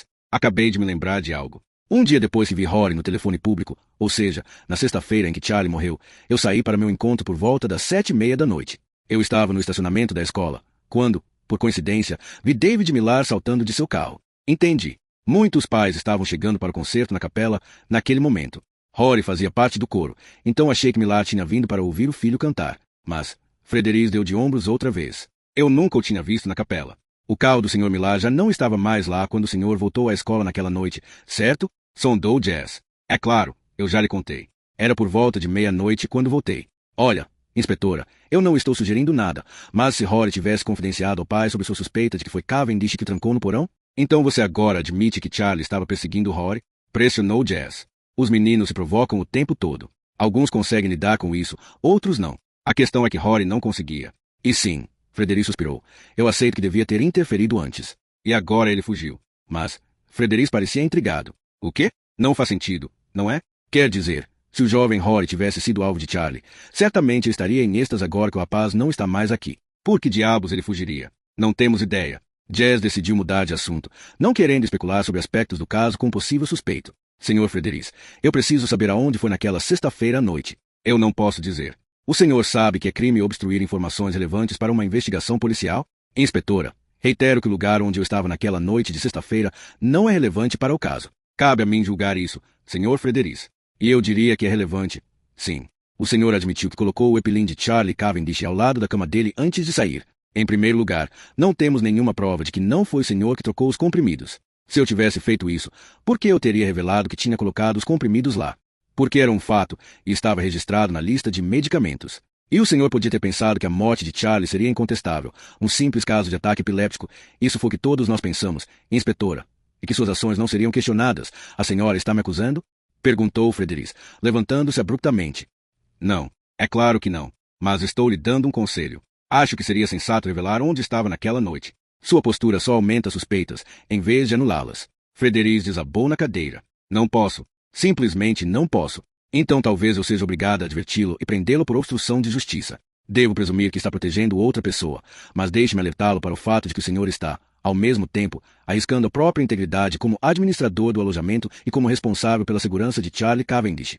Caso se recuse a apresentar um álibi para corroborar sua presença em outro lugar, então não tem nenhuma prova de que o senhor não estava aqui. Jess olhou para o relógio. Obrigada por comparecer. Frederic assentiu, levantou-se e saiu da sala sem dizer mais nada. Jess vestiu seu casaco e procurou as chaves do carro. O que está achando? Indagou Miles, olhando para ela por cima do notebook. Ele não terá o luxo de ficar em silêncio por muito tempo. Jazz estava procurando algo em sua pasta. Por Deus, não entendo porque ele não puniu o comportamento de Cavendish de aterrorizar os mais novos. Mas, que droga. Não sei onde enfiei minhas chaves. Você pode me levar até lá? Vamos discutindo algumas coisas no caminho. O sol mal aparecia por trás das nuvens quando Miles pegou a estrada principal para o oeste de Fultation, em direção a Kings Lynn. O que você acha de Frederice? Perguntou Jazz. Vamos colocar da seguinte maneira. Eu não gostaria de estar sob cuidados dele. Miles fez uma careta. Então David Millar estava na escola na noite em que Charlie morreu. Se Rory telefonou para o pai e acusou Charlie, a senhora acha que Millar mataria como um ato de vingança? E será que David Millar sabia da alergia de Charlie à aspirina? Todos os meninos na Flea House eram avisados de qualquer alergia que afetasse seus colegas de alojamento, desde amêndoas a perfume. Observou Jazz. Rory pode muito bem ter mencionado isso para o pai. Quem sabe? Seja como for, precisamos encontrá-lo. Meu instinto me diz que Millar Jr. está envolvido em tudo isso. E ele está se provando muito difícil de ser encontrado. Miles sorriu para ela. Como nos velhos tempos, não é? Como assim? Seu instinto em geral está certo. A equipe confiava cegamente em você. Jazz olhou para o colega. Sério? Ela riu. Bem, se quer saber a verdade, eu nunca me senti tão perdida quanto agora. A senhora vai chegar a uma resolução, como sempre. Ele virou à esquerda. Eu acho que essa é a entrada. A governanta disse que era logo depois da garagem. Miles atravessou grandes portões de ferro forjado antigo, com uma guarita na lateral. O caminho atravessava um parque aberto, pontilhado com velhos carvalhos. Eles passaram por um lago que brilhava ao sol fraco e finalmente chegaram à casa. Caramba, parece cenário de filme de época, disse Miles, enquanto circundava uma fonte coberta de musgo que tinha a escultura de um menino soprando uma trombeta no centro. Mas sem a beleza, não é? Final da era vitoriana, eu diria, afirmou Jazz, olhando para a construção quadrada de tijolos vermelhos. As muitas janelas tinham um brilho mortiço, o telhado repleto de gárgulas, seus rostos ameaçadores agora lascados e disformes. O cenário perfeito para um filme de terror gótico. Digamos que a conta de luz deve ser aterrorizante por causa do sistema de aquecimento, brincou Miles, enquanto os dois subiam os degraus até a porta e Jazz tocava a campainha. Acima dela, havia uma placa enferrujada com a inscrição Vendedores pela porta dos fundos. A porta se abriu e uma mulher de meia-idade, usando um vestido preto, apareceu. Bom dia. Eu sou a detetive inspetora Hunter e este é o detetive sargento Miles. Viemos ver Lord Connaught, disse Jazz. Por aqui, por favor. A mulher indicou a direção com a cabeça, enquanto eles entravam em um austero e elevado hall, com um antigo piso de mármore xadrez que se estendia ao longe. Jazz estremeceu quando seguiu a mulher para fora do saguão e ao longo de um labirinto de corredores escuros. Estava mais frio lá dentro do que do lado de fora. Eles pararam diante de uma pesada porta de carvalho, e a mulher virou-se para encará-los. Expliquei a Lord Connaught que os senhores desejavam falar com ele, mas ele não está muito bem. Sofreu uma queda de cavalo há alguns anos. Está em uma cadeira de rodas. Além disso, padece de artrite e sente muitas dores. Ele também perdeu um membro da família muito recentemente, acrescentou a mulher. Não vamos demorar, prometo, garantiu Jazz. A mulher assentiu e bateu a porta. Entre. A governanta abriu a porta para deixá-los entrar. Quando entrou, Jazz percebeu que a rigidez do resto da casa contrastava profundamente com o aconchegante quarto com painéis de carvalho em que eles agora se encontravam. Havia ilustrações coloridas de caça forrando as paredes, um tapete de tartan desgastado no chão e o fogo estalando com vivacidade na lareira. Em ambos os lados, havia livros guardados sem muito cuidado nas estantes, que iam do chão ao teto. A sala cheirava a cachorro molhado, com um espécime do animal deitado na frente da lareira, aquecendo-se. Edward Connaught estava na cadeira de rodas ao lado da lareira, um exemplar do jornal The Telegraph sobre os joelhos. Havia uma mesa lateral com revistas Country Life antigas empilhadas e frascos de remédio. Ele sorriu para os recém-chegados com uma expressão cansada e estendeu a mão. Edward Connaught, prazer em conhecê-los. Por favor, sentem-se. Ele indicou o sofá velho, coberto de pelos de cachorro, e virou sua cadeira de rodas para ficar de frente para Jazz e seu colega. Não tenho ideia dos motivos que os trouxeram até aqui. Não fiz nenhuma besteira. Fiz? Seria até bom hoje em dia, acrescentou ele, com uma risada. Não, Lord Connaught, não há nada com que se preocupar. Por favor, me chamem de Edward. Então, como posso ajudá-los? É sobre seu irmão, Corin, explicou Jazz. O rosto de Edward se fechou. Ele está morto. Há quase 40 anos. Coitado. Sim, nós sabemos, disse Miles. Estamos aqui por causa de um velho amigo de Corin, que morreu recentemente. O legista confirmou que foi suicídio, mas, como acreditamos que a morte dele possa estar ligada a uma investigação de assassinato, precisávamos falar com o senhor sobre seu irmão. Entendo. Edward suspirou. Quem era esse amigo? Hilda Neyman, disse Jazz. Certo. O homem assentiu. Sim, eles eram bastante próximos. Então gostaríamos de saber se o senhor estava ciente de que havia uma relação íntima entre eles. Meu Deus, sim. É claro que eu estava, assim como toda a família. Edward os encarou. Pode-se dizer que Hilda Neyman foi parte da razão pela qual eu acabei tendo que viver neste verdadeiro mausoléu, tentando a vida inteira manter o maldito lugar de pé. Corin era meu irmão mais velho. Por direito, ele devia ter herdado a propriedade. Vocês sabiam disso? Sim, nós sabíamos, respondeu Jazz, educadamente. Não que se possa culpar os outros pelos próprios erros, mas os delitos de Corin certamente repercutiram em mim. Edward Connaught suspirou. Corin começou a viver experiências regadas a drogas e sexo em Oxford. Posteriormente, meu pai o deserdou, pouco antes de morrer. Então o senhor se lembra de Hilda Neman daquela época? Ah, sim. Hill o seguia como uma criança atrás de doce. Corin também tinha se afeiçoado, mas eu acho que, para Hill, a relação significava muito mais. As informações que coletei sugerem que Hill foi convidado a deixar uma posição de professor em Oxford devido ao relacionamento inadequado com seu irmão, acrescentou Jazz. Eu não me surpreenderia. Mas o que eu sei é que, qualquer que seja a natureza do relacionamento deles, quando Corin estava com problemas com drogas e bebida, Hill ajudou a superar. Ele se mudou com Corin para a casa que lhe cedi na propriedade depois que foi mandado embora. Hill fez o possível para cuidar de Corin, mas temo que já era tarde demais. Morreu depois de tomar um coquetel letal de heroína e álcool. Coitado, um desperdício. Tinha apenas 26 anos. Edward fez uma pausa. De um jeito ou de outro, às vezes me pergunto se esta família é amaldiçoada. Por que diz isso, senhor? Questionou Miles. Bem, outra tragédia familiar ocorreu na semana passada. Você diz que Daneman tirou a própria vida. Ele estava deprimido? Ainda não sabemos no momento, mas, se eu puder lhe pedir, senhor, que mantenha essa informação em segredo até que tenhamos certeza das circunstâncias, eu ficaria grata, disse Jazz, com um sorriso. Hill ainda estava trabalhando na St. Stephen. Não era uma pergunta, mas uma afirmação. Sim, estava. Edward encarou Jazz com seus olhos cinzentos e inteligentes. Vocês estão segurando essa informação porque acreditam que pode ter algo a ver com a morte de Charlie? O senhor leu sobre a morte dele no jornal? Indagou Miles. Edward Connaught deu uma risada sombria. Sim, mas não foi assim que descobri que ele estava morto. Charlie Cavendish é meu sobrinho. Seu sobrinho? Jazz ficou espantada. Claro. Desculpe, inspetora. Eu presumi que a senhora soubesse e que foi por isso que veio me ver hoje. Peço desculpas pela minha ignorância e também lhe ofereço minhas condolências tardias, gaguejou Jazz, corando. Por que diabos você deveria saber? Adele e Charlie são Cavendish devido ao homem medonho com quem ela escolheu se casar.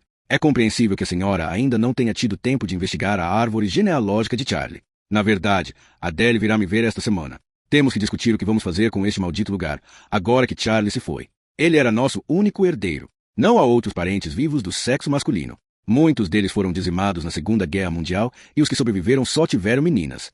Então Adele é minha irmã, sim. 13 anos mais jovem que eu, devo acrescentar, e 15 anos mais nova que Corin. Ela só tinha 11 quando ele morreu. Por que ela não pode herdar a propriedade? Perguntou Miles. Tenho certeza de que a Comissão para a Igualdade de Oportunidades um dia decidirá que as mulheres podem herdar títulos e propriedades, mas, no momento, a primogenitura é a lei. O herdeiro tem que ser homem. Portanto, a linhagem dos Connaught parece ter chegado a um fim bastante abrupto alguns dias atrás. Entendo, comentou Miles, assentindo. Sua irmã tem uma casa em Clay? Indagou Jazz. Não. Quando visita Norfolk, ela fica aqui. É claro. Há muito espaço. Edward sorriu, curioso. Por que a pergunta? Eu a vi em Clay descarregando umas sacolas de compras há alguns dias. Sério? Provavelmente estava em uma de suas missões de caridade, entregando pacotes de comida para idosos ou visitando um amigo, embora eu esteja surpreso que ela não tenha me contado que já estava aqui, em Norfolk. Porém, eu não sou o guardião da minha irmã. Não, respondeu Jazz, enquanto Edward parecia pronto para continuar. Suponho que agora vocês estejam pensando por que Charlie Cavendish e Hilda Neman, que, gostando ou não, tinham uma conexão com esta família, foram encontrados mortos com poucos dias de diferença. Sim, mas o fato de haver uma conexão me traz uma nova linha de investigação. Minha irmã contou que Charlie morreu de choque anafilático. Isso é verdade? Perguntou Edward. É. Estamos fazendo o possível para descobrir como ele ingeriu a aspirina que o matou. O senhor poderia me dizer, do ponto de vista de um tio, qual era a sua opinião sobre ele? Edward fez uma pausa para refletir. Finalmente, resumiu. Ele era bastante parecido com o pai, uma pessoa de quem eu não gostava muito. Aí está. Isso responde à sua pergunta. Sim. Mas ainda assim o senhor estava preparado para lhe ceder esta propriedade depois de sua morte? Minha querida, a senhora pode imaginar as gerações de pais que olharam em desespero para seus herdeiros? Meu pai era relativamente progressista. Ele decidiu entregar a propriedade a mim, em vez ao meu irmão mais velho. Mas ele teve escolha. O nome da família e a linhagem são mais importantes do que qualquer outra coisa nessas situações. Mesmo que eu não fosse um grande fã de Charlie, quem pode afirmar que ele não se tornaria um bom administrador da propriedade e teria um número considerável de belos filhos? Talvez o lugar pudesse se beneficiar de uma injeção de capitalismo agressivo. Afinal, estamos no novo milênio. A responsabilidade fez de mim um homem. Poderia ter feito o mesmo com Charlie. E sua mãe? Ela ainda está viva? Perguntou Jazz. Sim, embora sua saúde esteja bastante frágil nos últimos tempos. Edward sorriu. Ela mora na ala leste para que eu sempre possa ficar de olho nela. O senhor se importaria se a visitássemos? Edward suspirou. Adele e eu não contamos a ela sobre a morte de Charlie. Achamos que isso a abalaria muito. E até que tenhamos decidido o que fazer com a propriedade, não queremos que ela se preocupe. Eu compreendo. Jazz assentiu. Mas eu gostaria de vê-la, e sem demora. Então deixe-me prepará-la, dar-lhe a notícia eu mesmo. Também vou dizer que vocês querem falar sobre um velho amigo de Corin que faleceu recentemente. Ela vai gostar disso. Corin sempre foi seu filho preferido, acrescentou Edward, com certa dureza na voz. Não quero pressioná-lo, mas será que o senhor poderia nos avisar quando contar a ela? Edward concordou. Me dê alguns dias. Claro, respondeu Jazz, levantando-se e apertando a mão de Edward, seguida por Miles, que fez o mesmo. Sinto que não fui de muita ajuda.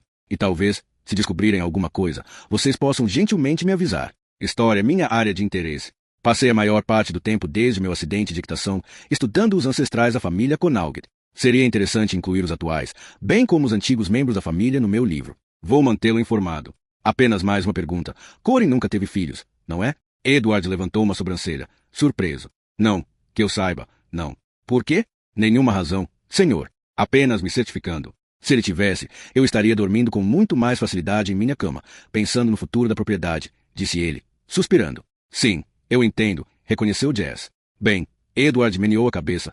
Tenham um bom dia. A governanta levou-os até a porta e eles desceram os degraus em direção ao carro. Jazz virou-se e inspecionou a casa. O sol tinha se escondido, havia um vento frio e uma garoa caindo. Naquele momento Jazz poderia jurar que viu uma silhueta se afastando de uma janela do alto, do lado esquerdo da casa. Jazz tremeu involuntariamente e entrou no calor acolhedor do automóvel.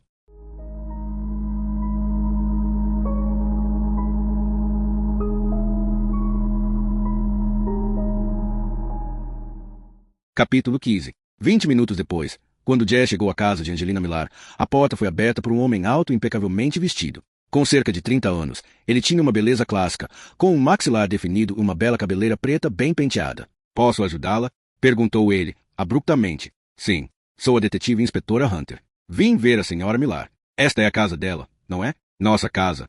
O homem finalmente estendeu a mão. Julian Forbes. Sou o companheiro de Angelina. Eu também moro aqui. Por favor, entre. Mandei Angelina para a cama, para descansar, mas duvido que ela esteja dormindo. Ele conduziu Jazz pelo corredor até a sala de visitas. Espere aqui. Vou ver se ela está disponível. Ele meneou a cabeça para Jazz e saiu da sala. Jazz vagou por ali, observando como tudo era impecável. Parecia um cenário. Ela ainda podia sentir o cheiro de tinta nova. Havia fotografias cuidadosamente arrumadas de um Rory angelical com a mãe, mas nenhuma, ela observou, do pai do garoto. Claro, se havia um novo namorado em cena, isso só tornaria a vida mais difícil.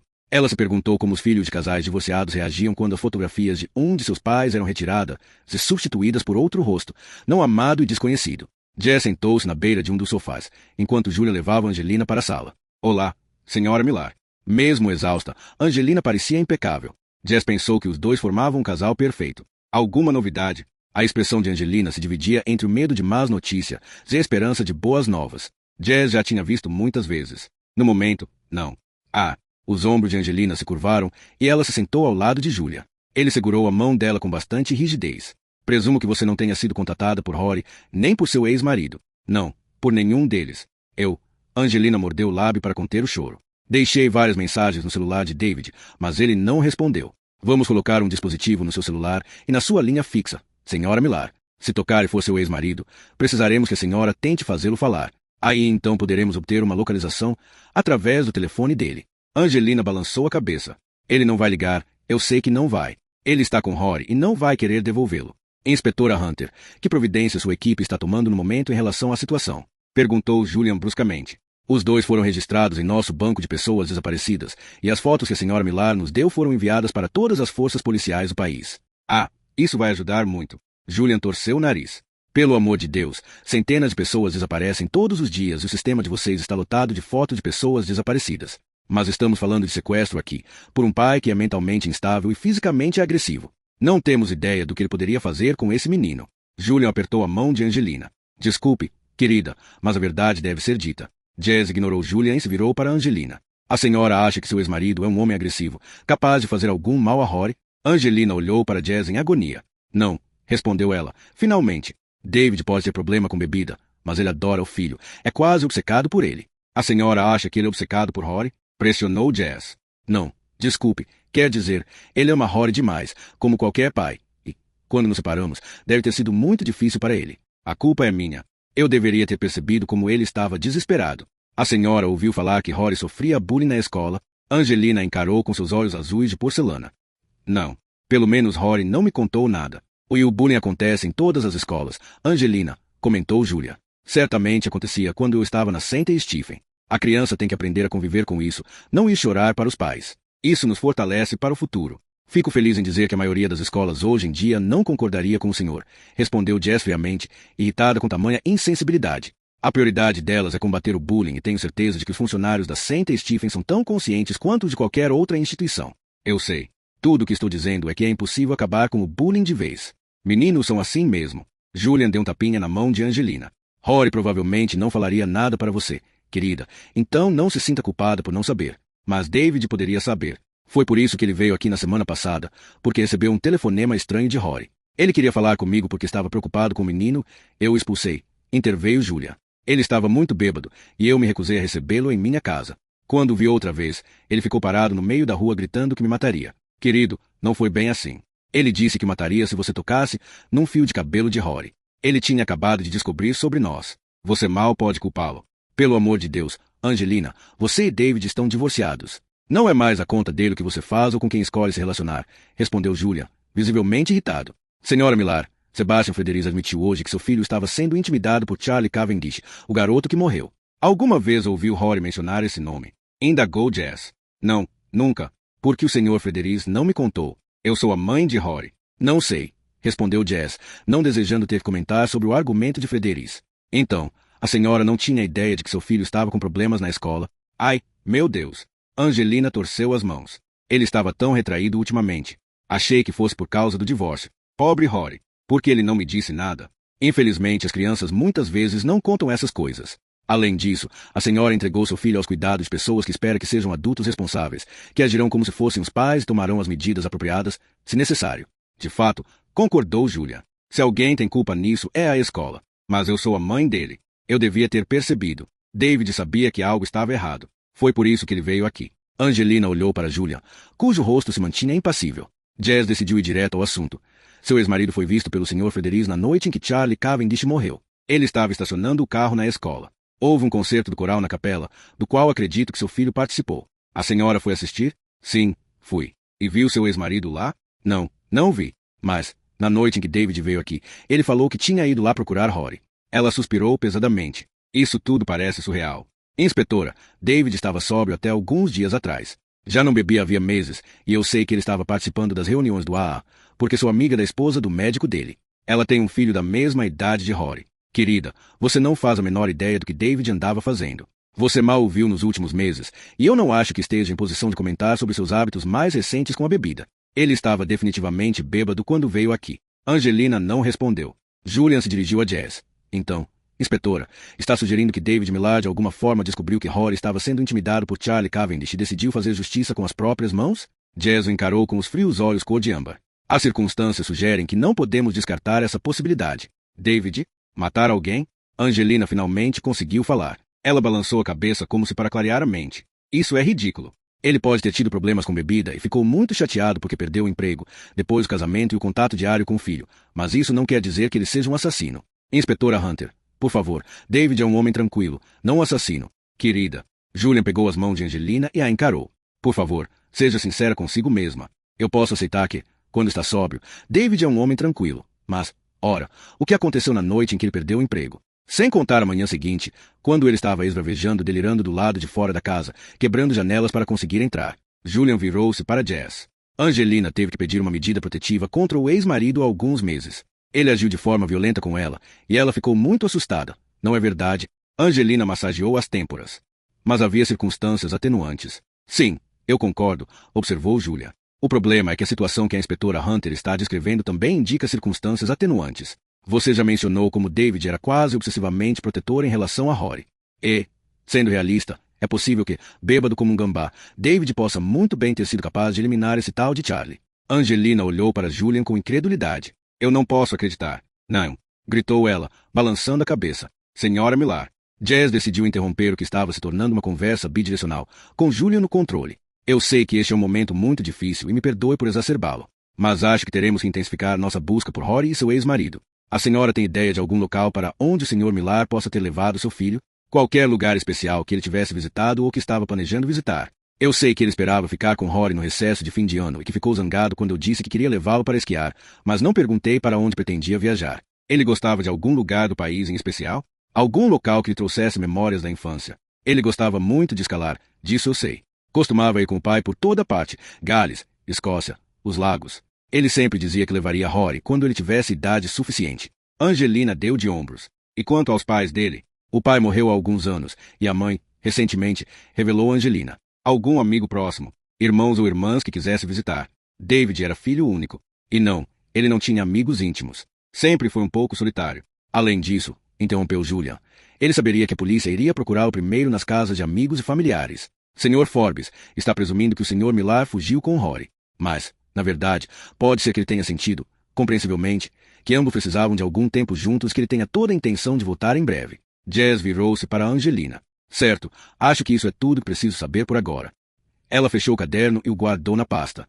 Eu aviso se tiver alguma notícia. Angelina assentiu lentamente. Eu só quero meu filho de volta. Ele não está em perigo. Está, inspetora? Ele está com o pai, que, pelo que a senhora disse, obviamente o adora. Jess levantou. Pedirei a um dos meus oficiais que ligue quando eles tiverem providenciado as escutas para seus telefones. Não se levante. Eu conheço o caminho. Jess assentiu e saiu. Miles estava esperando por ela no carro. Alguma coisa interessante? Perguntou ele quando ligou o motor. Jess olhou pela janela. Temos um possível suspeito. Um alcoólico emocionalmente instável que pode muito bem saber que o filho estava sofrendo bullying por parte de Charlie. E ainda assim, o quê? Não me parece possível. Conheci David Millar, ainda que brevemente. Ele estava bem angustiado. E, como ele estava muito, muito bêbado naquele dia, acho difícil acreditar que poderia conceber e executar um assassinato premeditado. Ele sabia que Charlie Cavendish era alérgico à aspirina? Indagou Miles. Rory pode ter dito a ele. Não era um segredo para ninguém. Enquanto Miles dirigia até Fultation, desabriu o celular para verificar as mensagens. Norton quer saber quando vamos anunciar a morte de Hilda Neyman para a imprensa. Se demorar mais, realmente vai começar a parecer suspeito. Não é tão incomum um professor veterano se matar quando tem que enfrentar a aposentadoria, argumentou Miles. Adeus, Mr. Chips e coisas do gênero, ponderou Jazz. Derramei um rio de lágrimas assistindo a esse filme. É mesmo? Ele a encarou. Acho difícil imaginar. Porque sou uma mulher amarga e sem coração, você quer dizer. Jazz levantou uma sobrancelha e digitou o número de Norton no celular. Obrigada. Desculpe, senhora. Miles corou. Acho que eu só a vejo como um dos caras, na verdade.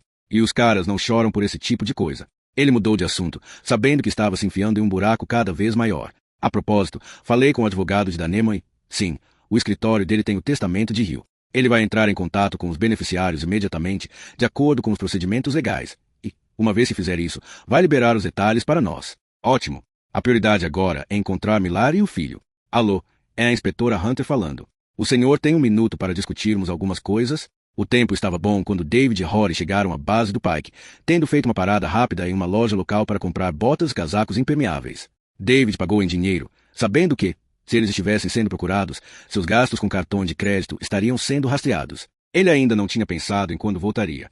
Estava usufruindo do momento, aproveitando o fato de que Rory tinha acordado mais cedo e mais corado, tomaram um café da manhã generoso e agora estava ao seu lado, os olhos brilhando de expectativa enquanto admirava a enorme montanha, o como envolto em um véu de nuvens. Vamos mesmo chegar ao topo, papai? Espero que sim, desde que o tempo continue bom. Vamos lá, vamos começar. David colocou a mochila pequena nos ombros de Rory e a maior nos dele. Já são 10:30. Eles seguiram as outras almas resistentes pelos degraus, os pés esmagando pedaços de pedra e tentando evitar o esterco de ovelhas que se espalhava pela grama áspera. A inclinação é bastante suave para começar. Depois, em direção ao topo, fica muito mais íngreme. Ah, mas vai valer a pena quando você chegar lá, disse David, começando a se afastar. Vamos subir com calma. Rory, você esteve doente, não quero que exagere. Estou muito melhor hoje. Papai, eu juro. Estou me sentindo bem. Esse é o meu garoto. David sorriu e acariciou, com amor, os cachos de Rory. Eles caminharam em silêncio na maior parte do tempo. Talvez fosse o ar fresco e a visão do filho ao seu lado, mas a mente de David parecia clara pela primeira vez em meses. Ele sentiu uma energia positiva correndo de novo em suas veias. Não tocava em álcool havia mais de 24 horas. Seu filho ainda o amava e, mesmo que seu casamento tivesse acabado e sua carreira estivesse em suspenso, certamente ele ainda era jovem para recomeçar. Vamos parar aqui, tomar uma água e respirar, disse David, indicando um pequeno platô com uma vista maravilhosa do vale abaixo. Ele ajudou o menino com a mochila e eles se sentaram lado a lado, bebendo água da garrafa. Viu como já estamos longe? Sim. Rory assentiu. Eu me sinto seguro aqui em cima, longe de tudo. David observou o filho e viu medo em seus olhos. Rory, quando você me ligou da escola naquele dia, disse que estava com medo de alguma coisa. O que era? Rory balançou a cabeça. Nada, papai, de verdade. Rory, é óbvio que alguma coisa o abalou. Eu sou seu pai e você sabe que pode me contar tudo, por mais terrível que seja. É porque eu e sua mãe nos divorciamos.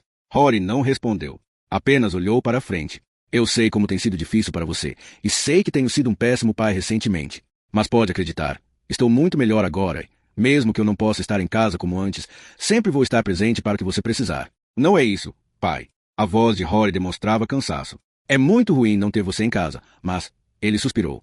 É uma coisa 1000 vezes pior. O quê? Pior do que não poder ver seu velho pai todos os dias, disse David, brincando para quebrar o gelo.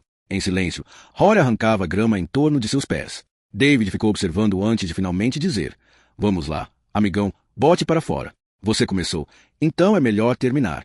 Rory olhou para o nada por um bom tempo. Suspirou profundamente. Em seguida, virou-se para o pai. É o seguinte, pai. Droga. Posso falar bem baixinho.